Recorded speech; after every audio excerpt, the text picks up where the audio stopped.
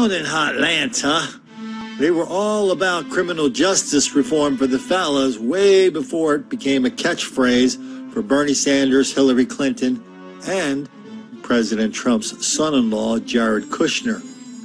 So at the bottom of criminal justice reform is this one fact, this one fairy tale, this one piece of the greatest lie of our generation, the hoax of black victimization. The bottom of criminal justice reform, they believe that black people are relentless victims of relentless white racism all the time, everywhere. That explains everything. That's the only reason why so many black people are arrested, tried, convicted, sent to prison, let out of prison, kept in prison too long. When they get out, they go back too soon.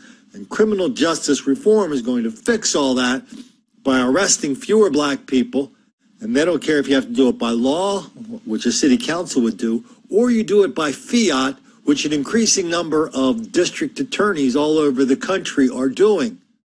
St. Louis, Philadelphia, Chicago, Corpus Christi, Oakland, one big chocolate city after another, they have decided that district attorneys are going to arrest and the cops are going to arrest fewer and fewer black people because that's not right, because arresting black people for committing a crime causes black people to commit crime. It's kind of a quantum physics thing, you know, when you do something in the present, it will affect what you did in the past. You don't understand it? You're confused by that? Well, if you're confused, that just shows you understand the situation. Anyway, why don't we take a look at what criminal justice reform looks like? Why don't we look at a guy who the police just absolutely refused to put away for committing what they call nonviolent crimes?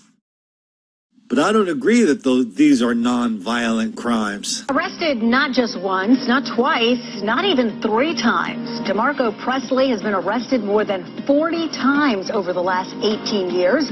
You can see that's enough mugshots to fill an entire wall. Well, now Presley has been arrested again, accused of stealing a car. In fact, records show that many of Presley's arrests were for theft. And now the district attorney has filed a motion to have him classified as a repeat offender. Do you think? And people who live in the area where the crimes were committed say more needs to be done to keep offenders in jail. Fox 5's Morse Diggs joins us now with more on the story. Morse?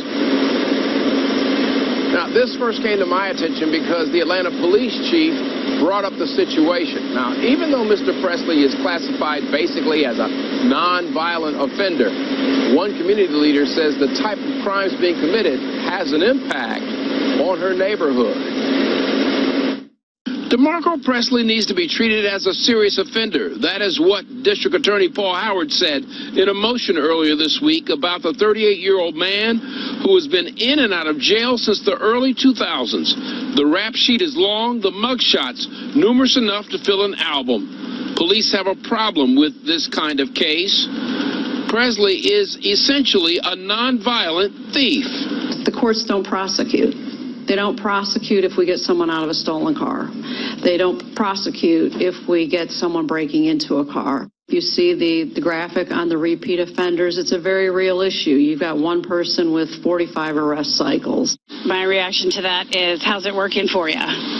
I think what we have to do is look at these repeat offenders and look at the effect that it's having on the morale of the APD, who are consistently catching these same criminals over and over again. The standout offense on the Presley docket is some kind of car crime.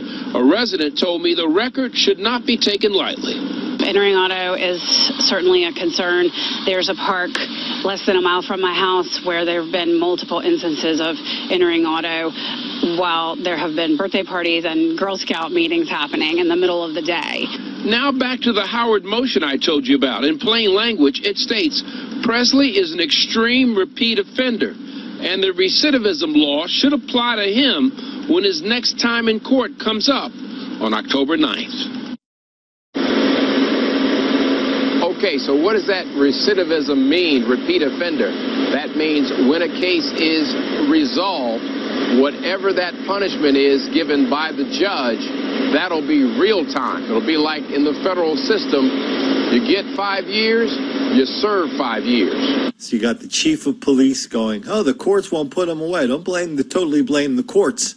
The same people who hired you, Madam Police Chief, down in Atlanta, same people who hired you, they appoint the judges, they appoint the district attorneys who make these decisions.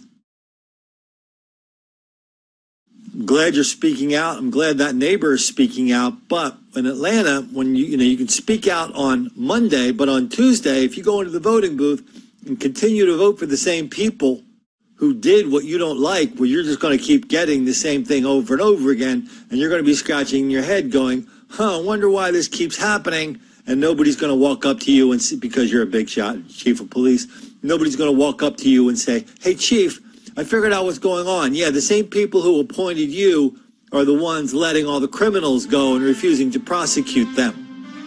You get that, chief? You don't want to say that because you know that's going to make the black kids angry.